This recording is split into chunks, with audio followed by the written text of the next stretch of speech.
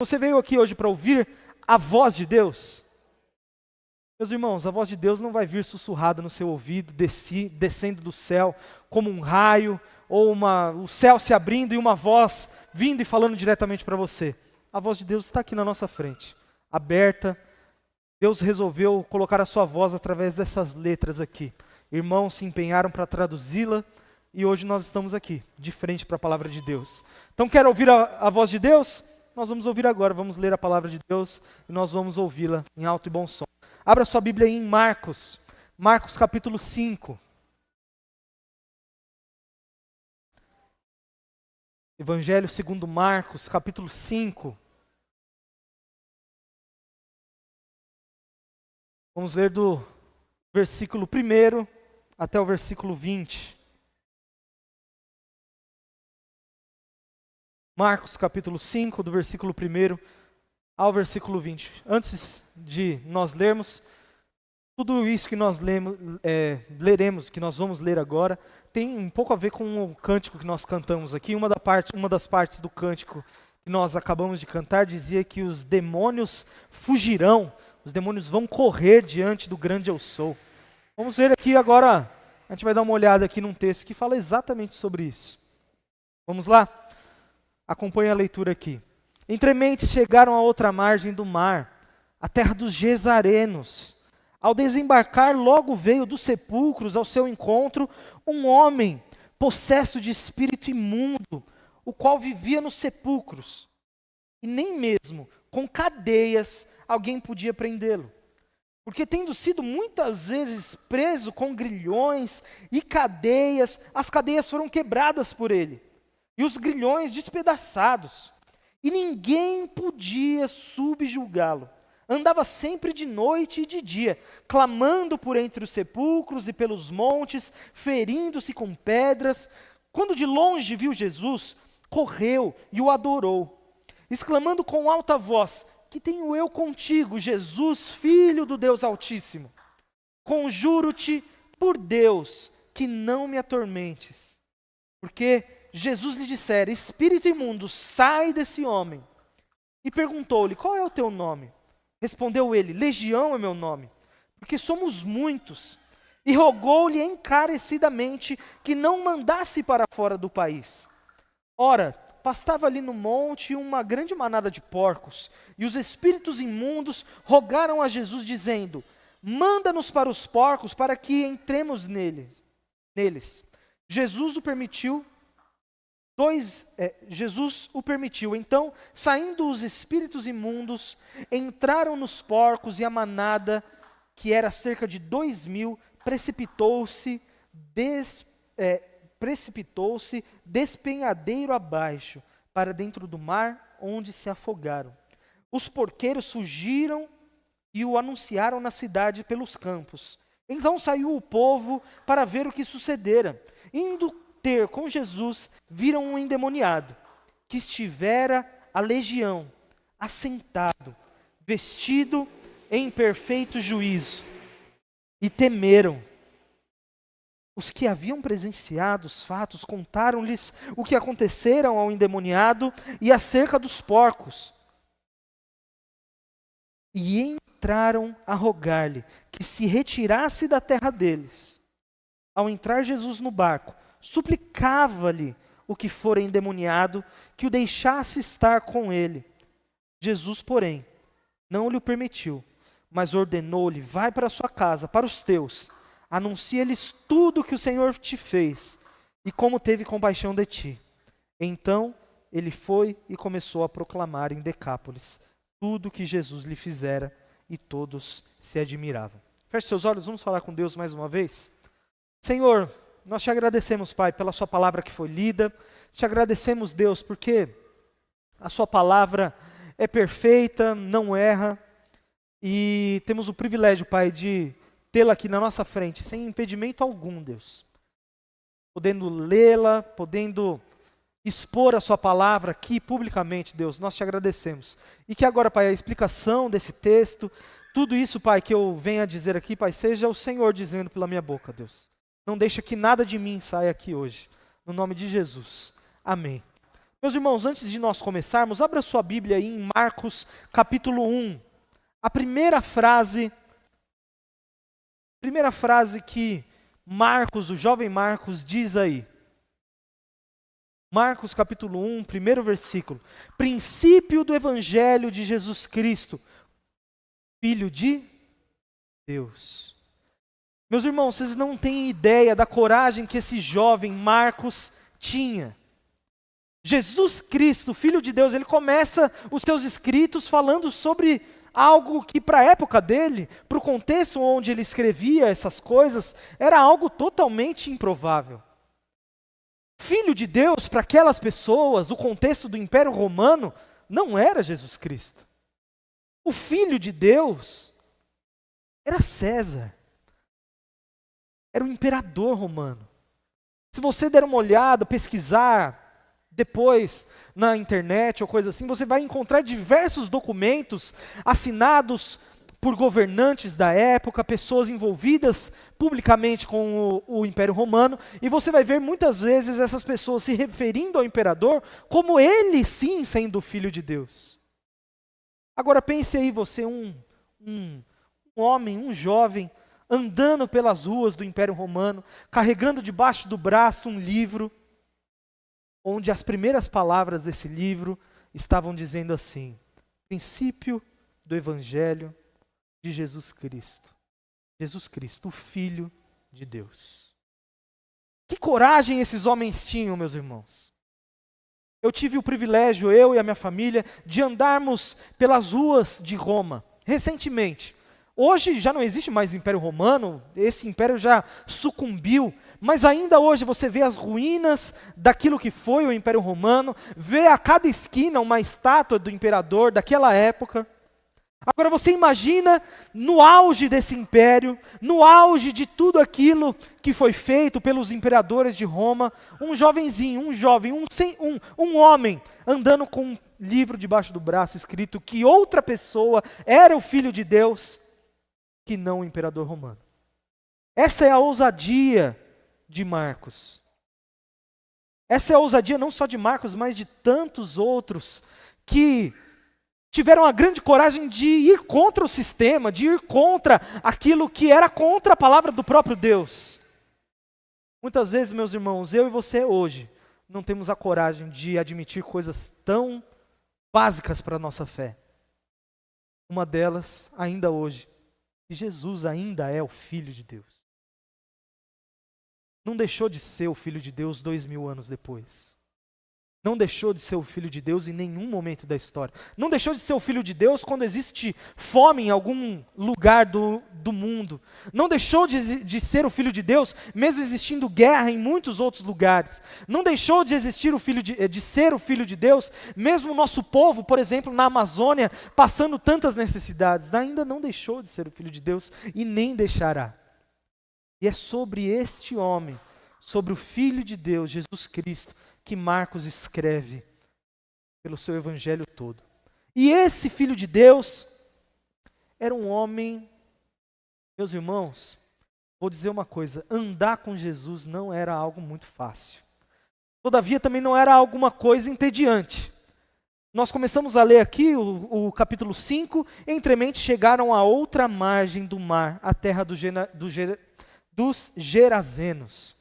Como assim chegaram a outra margem do mar? Que texto vinha antes disso que nós acabamos de ler?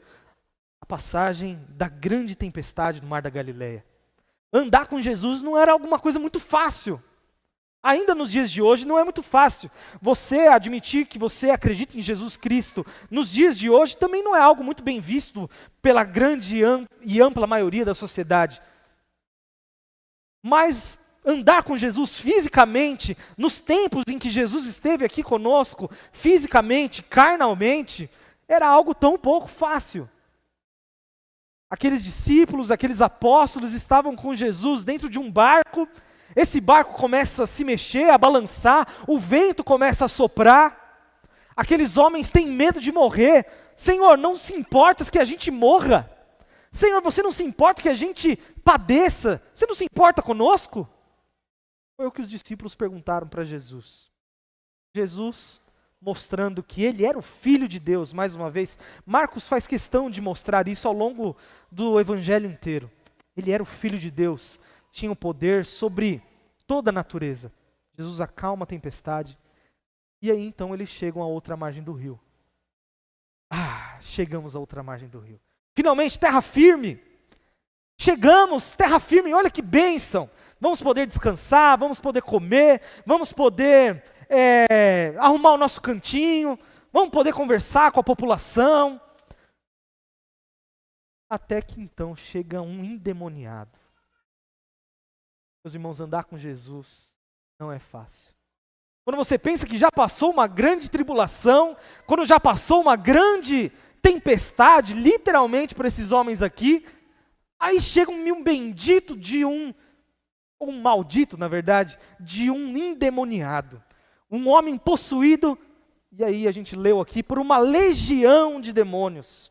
Uma legião de demônios. Não um demônio, não 2 demônios, não 3 demônios, não 4 demônios, não 5, não 10, não 20. Uma legião era como se fosse algo similar ao que fosse um batalhão. Cerca de 6.000 soldados. Nenhum demônio, nem 10, nem 300 demônios, nem 1.000. 6.000 demônios. 6.000 demônios. Andar com Jesus não é uma tarefa fácil. Imagino ali os discípulos, os apóstolos andando com Jesus, pensando que iam poder ter um tempo de descanso, e são abordados por nada mais, nada menos do que 6.000 demônios. E que lugar é esse que esses homens estavam? A outra margem do mar? Como assim a outra margem do mar da Galileia? Meus irmãos, boa parte do ministério de Jesus se passou do outro lado do mar. Na verdade que não é um mar, é um lago, na verdade, né? Como ele é muito grande, até grandes tempestades podem acontecer até hoje, os dias de hoje, nesse lugar. Como assim o outro lado? Como eu disse, o ministério de Jesus aconteceu boa parte no outro lado desse mar. A parte judaizante, onde estava ali Jerusalém, onde estava ali a cidade de Nazaré, onde estava ali a cidade de Betsaida, onde estava ali tantas outras cidades que nós conhecemos ao longo da Bíblia. Jesus foi para o outro lado. O que significa esse outro lado?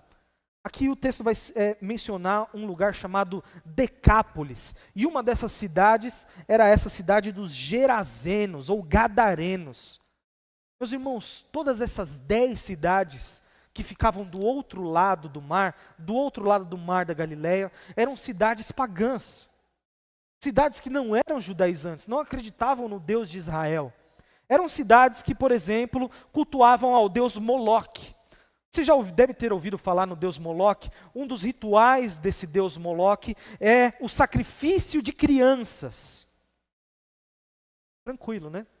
Jesus levando os discípulos por um lugar tranquilo.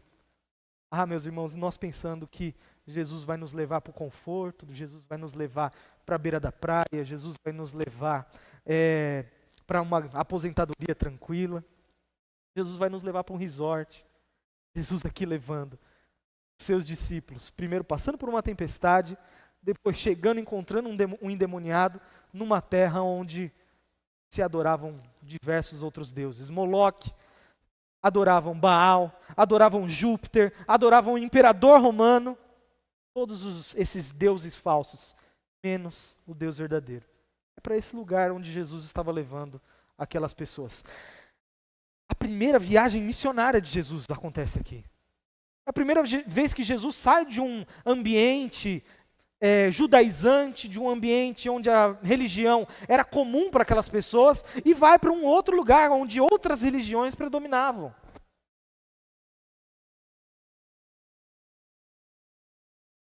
Nós temos a certeza de que esse lugar era um lugar de uma outra cultura, uma outra religião, quando nós vemos ao decorrer do texto que essas pessoas criavam porcos. Eu e você sabemos bem que o povo judeu não se dá bem com um bicho porco. Não come o porco, não cria o porco, acha o porco um animal imundo. Se essas pessoas estavam fazendo isso, certamente não acreditavam no Deus de Israel. E é esse lugar onde Jesus e seus discípulos pisam o pé, na outra margem do Mar da Galileia. E encontram lá esse tal endemoniado, possuído por uma legião de demônios. Um homem que atormentava a região onde ele morava. Um homem que abandonou a sua família, um homem que abandonou seus amigos, um homem que estava completamente desfigurado, as pessoas já não o reconheciam mais como ele era, um homem que atormentava as pessoas na região onde ele estava, um homem que vivia entre os túmulos. Meus irmãos, viver hoje entre os túmulos já não é algo muito bem visto por nós, né? Muito raramente você vai ver alguém que viva assim. Não é um lugar bacana de se viver. Agora você imagina viver entre os túmulos há 2000 anos atrás. Não existia saneamento básico, não existia higiene básica. Mas esse homem, completamente dominado por algo que já não era mais ele, resolveu viver a sua vida entre os túmulos. O que é isso? Que demônios são esses que deixam alguém irreconhecível? Que pecado é esse, meus irmãos? A que ponto chegou esse homem? Quanto sofrimento não existia dentro dessa pessoa? A ponto de ela renunciar a tudo aquilo que ela tem, renunciar aquilo que ela é, renunciar à sua família, renunciar aonde ele morava, para que ele vivesse entre os túmulos, entre os mortos. Meus irmãos, alguém que se distancia de Deus, alguém que se distancia de Jesus, alguém que se distancia da verdadeira palavra, do caminho, da verdade, da vida, flerta com a morte o tempo inteiro. Não só vivia entre os túmulos, mas esse homem tentava se matar o tempo inteiro. A Bíblia diz aqui, em outro versículo que nós lemos, que esse homem andava com o corpo todo cortado. Esses demônios atentavam com a vida desse homem. Viver, meus irmãos, longe de Jesus é flertar todos os dias com a morte. Flertar todos os dias. Esse homem talvez ele tenha chego naquilo que seja o ápice de estar longe de Jesus. Naquilo que seja o ápice de estar distante de Deus. Mas espera aí, esse homem estava com 6.000 demônios. A Bíblia diz que a seguinte frase: resistam ao diabo e ele fugirá de vós. Esse homem não estava resistindo ao diabo. Então, peraí, qual foi o primeiro, então, demônio? Como é que começou toda essa história desse homem? A Bíblia não conta isso pra gente. Mas eu acredito que seja impossível alguém do dia para a noite ter dentro de si 6.000 demônios. O que raios esse homem mexeu? Com que raios esse homem se enfiou? Quais foram as coisas que esse homem fez? Aonde ele se meteu? Quais pecados ele praticou? Aonde que ele começou a abandonar quem ele mesmo era? A sanidade. Como que ele começou a flertar com a morte tão nitidamente assim, tão facilmente? A ponto de que ele não passa mais uma noite ou outra no cemitério, entre os sepulcros, mas vive no cemitério, vive flertando com a morte, vive entre os mortos, já, apesar de vivo, já vive como morto. Apesar de estar ainda vivo, respirando, já vive já como um morto. Essa realidade, nós pensamos muitas vezes que está muito longe de nós. Ah, eu nunca faria tal pecado, nunca trairia minha esposa. Homossexualidade, eu nunca mexeria com esse tipo de coisa. Assassinato? Não, isso é coisa de filme, de novela. Isso passa lá no Datena. Eu não mexo com esse tipo de coisa. Será?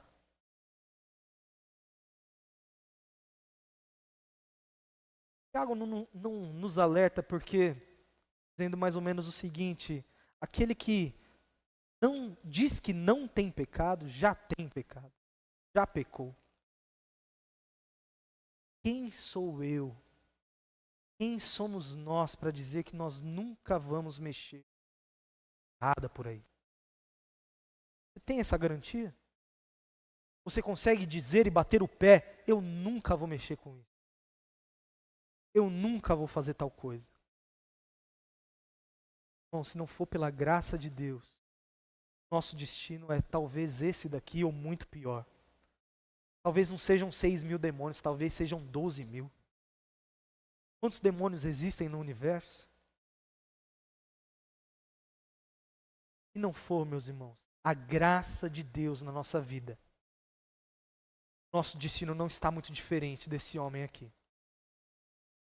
Esse homem vivia como um morto, mesmo estando vivo. Nosso grande risco é viver também como ele. Às vezes a gente vem aqui para a igreja, parece até que está vivo, parece até que tem Jesus no coração, mas sai daqui e começa a mexer com uma boa parte de coisa errada. Nosso trabalho, a gente estuda, com a nossa família. A Bíblia não é clara como esse homem chegou a esse ponto. Mas eu não quero chegar aqui. Eu não quero chegar nesse ponto. Hoje eu e você estamos aqui na igreja. Louvamos a Deus. Cantamos, ofertamos aqui. Glória a Deus por isso.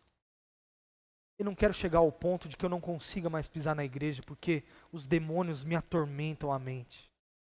Eu não quero chegar a um ponto de que eu não esteja mais aqui na comunhão ou entre os irmãos, porque o meu corpo já foi tomado pelo inimigo. Mas eu não quero chegar ali. Para isso eu preciso resistir ao diabo. Aparentemente esse homem não resistiu. Entregou a 1, a 2, 3. Quando viu, já estava entre os sepulcros. Ali como um morto-vivo. Isso me faz lembrar, meus irmãos, que nós estamos no mês de setembro.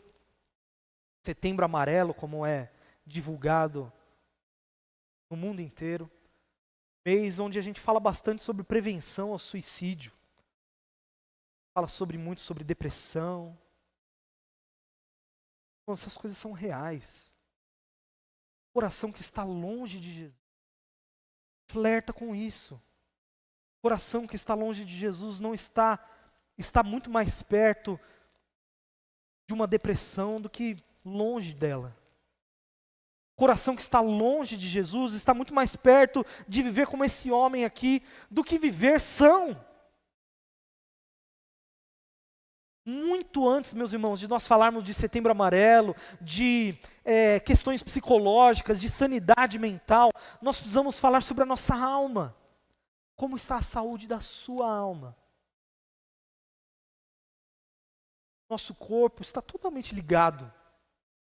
Se o nosso corpo vai bem, a nossa mente vai bem. Se a nossa alma vai bem, a nossa mente vai bem. Como é que está a sua alma?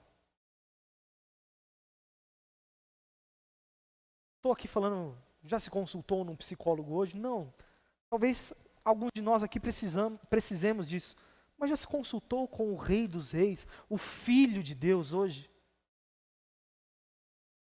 Já falou com o Filho de Deus? Muito antes de psicólogos, muito antes de ajuda psiquiatra, psicóloga, psicológica. Já se consultou Deus hoje? Salmo 1 que nós lemos aqui hoje. Bem-aventurado aquele que não anda segundo o conselho dos ímpios. Nós estamos nos consultando com os ímpios, meus irmãos.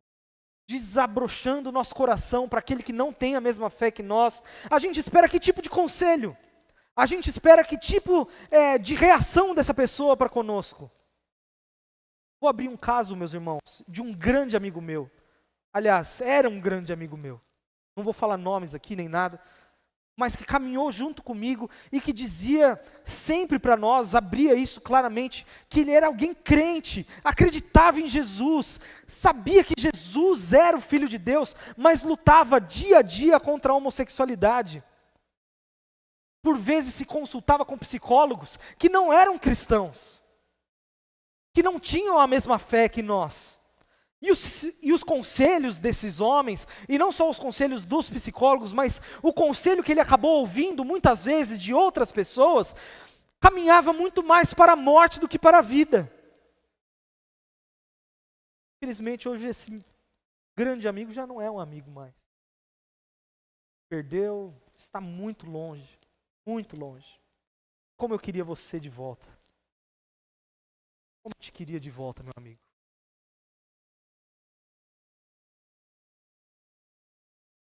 Eu não quero viver como esse homem aqui. Eu não quero viver como um morto.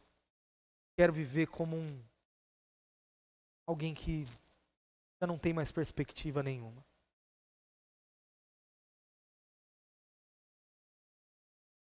Contrapartida, meus irmãos, nós vemos aqui agora o agir novamente do Filho de Deus. Aquele que mostrou já que ele tinha autoridade e poder sobre a matéria, sobre a natureza. Disse para o mar para que ele parasse e o mar parou. Disse para o vento para que ele parasse de soprar e o vento parou de soprar. Agora diz para os demônios que saiam e os demônios saem. O homem, o Filho de Deus, que tem poder não só sobre a natureza, mas tem poder também sobre a alma. Tem poder também sobre aquilo que nós somos. Tem poder sobre o mundo espiritual. Tem poder sobre os demônios. Esse é o nosso Deus, meus irmãos. O Filho de Deus. Diz para que os demônios saiam e os demônios saem. Às vezes nós temos a grande besteira de não abrir certas coisas para Jesus. Não falar para Jesus algumas coisas. Achando que, Jesus, isso é pequeno demais, o Senhor nem vai se importar com isso. Jesus, eu acho que isso nem vale a pena abrir isso contigo, Deus. O Senhor tem tanta coisa para se preocupar. São crianças passando fome por aí, gente com câncer. E eu aqui querendo falar coisas tão básicas sobre o meu pecado, coisas simples que eu fiz outro dia. Nem vou falar isso com Deus. Irmãos, esse é o Filho de Deus, Ele ouve o nosso pedido, Ele ouve a nossa oração. E eu não tenho a mínima dúvida que o mesmo Deus que agia 2000 anos atrás, o mesmo Filho de Deus que agia 2000 anos atrás, é o mesmo Filho de Deus que age nos dias de hoje. É o mesmo Deus. É o mesmo Deus. O mesmo Deus que disse para o mar parar, para que o vento parasse de soprar, para que abrisse o mar no meio, para que a terra se enchesse de água e depois esvaziasse, para que o sol parasse, aliás, não só o sol, o universo inteiro parasse. Tantos milagres, tantas coisas que Jesus fez, tantas coisas que o nosso Deus fez, e esse é o mesmo Deus que está hoje conosco. Aliás, não só nesse lugar aqui, mas dentro do seu coração e do meu coração.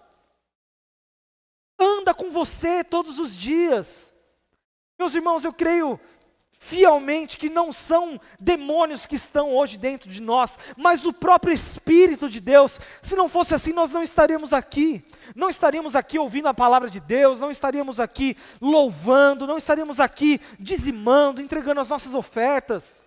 É o Espírito de Deus que está dentro de nós, e às vezes nós subestimamos esse Espírito, achando que coisas são pequenas demais para Ele, achando que Ele não se preocupa conosco, achando que nós podemos viver a nossa vida sem falar com Deus, sem orar, sem jejuar, sem fazer grandes coisas para Deus.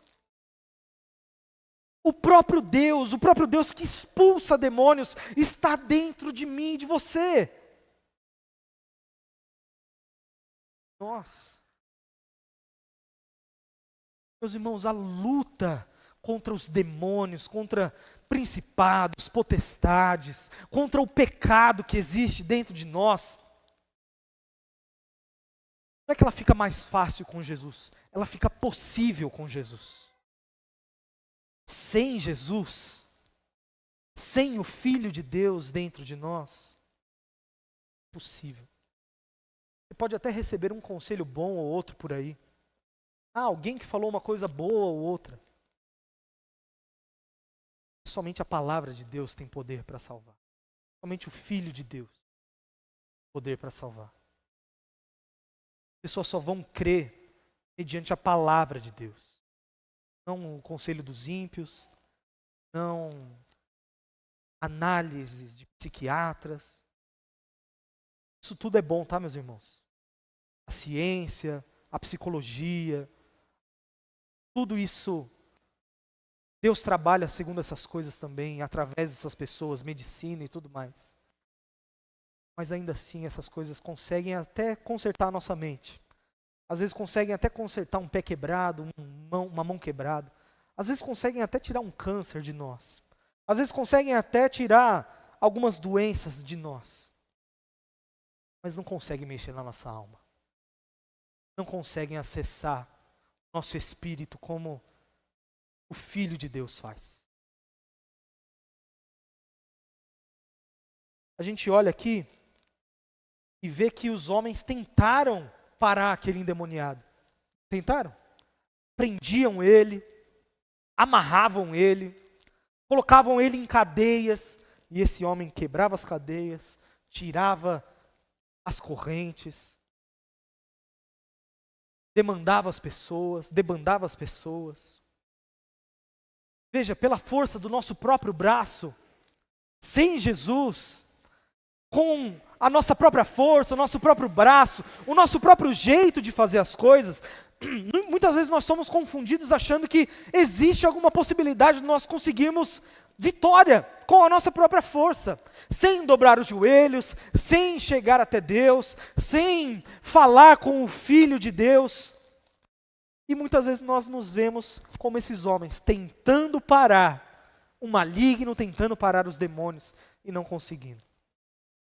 Meus irmãos, só é possível vencer o pecado. Só é possível vencer o pecado com Jesus. Não pela sua própria força. Você pode ser muito esforçado, tá? Você pode ser ter, como dizem hoje, um mindset todo reformulado, e indo para cima, e fazendo os 10 dias de vitória, e fazendo a semana da conquista, o mês do triunfo. Mas sem Jesus, aqueles demônios só abandonaram o homem, porque Jesus apenas disse para que eles abandonassem. Com a força dos braços, aqueles homens tentaram parar o endemoniado. E apenas com o sopro da voz, com o fôlego, Jesus mandou embora 6.000 demônios. Quem é a nossa força? Quem é o homem para que Deus se lembre de nós? A Bíblia diz também que somos poeira, como neblina. Uma hora estamos aqui, outra hora já não estamos mais. Quem somos nós? Diante do Filho. Muitas vezes nós insistimos. Batemos cabeça por aí. Tentamos dar o nosso jeito nas coisas, porque o nosso jeito é bom, a gente sabe como faz as coisas. Pelo menos a gente acha que sabe, né? Deus sabe o que faz. Deus sabe o que faz. Irmãos, alguns pontos que nós temos que levar em consideração de toda essa história, toda essa passagem bíblica que nós lemos aqui. A primeira delas, vá ao mundo e conte o que Jesus fez por você. Foi isso que Jesus aconselhou que esse homem fizesse? Vá ao mundo e conte. Meus irmãos, como as pessoas vão ouvir se não há quem pregue? Como é que elas vão crer se ninguém se dispõe a ir? Meus irmãos, existem campos e campos missionários prontos para que recebam a palavra de Deus, mas não existe ninguém para ir. Não tem nenhum corajoso para ir lá falar com o perdido, falar com os endemoniados, libertar as pessoas da prisão, das cadeias. Quem é que vai, meus irmãos, para a Amazônia? Quem é que vai lá para a Geórgia? Quem é que vai lá para a Sérvia falar do nosso Deus, do Filho de Deus? Quem é que vai lá para Madagascar, para Tanzânia? Quem é que vai para a Indonésia? Quem é que vai para o Iraque? Quem é que vai para o seu trabalho falar de Deus? Quem é que vai para dentro da sua casa falar de Deus?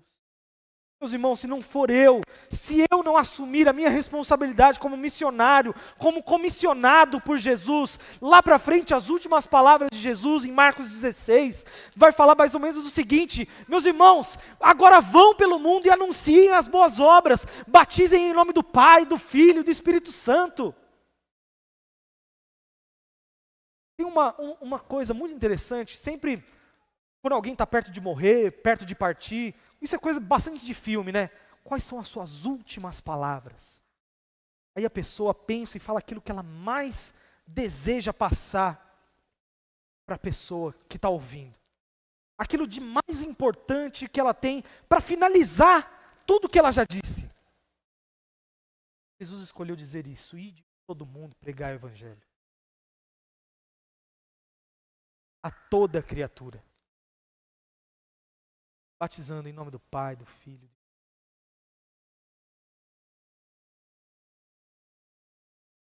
Nós muitas vezes achamos que pregar uma cesta básica é tarefa cumprida.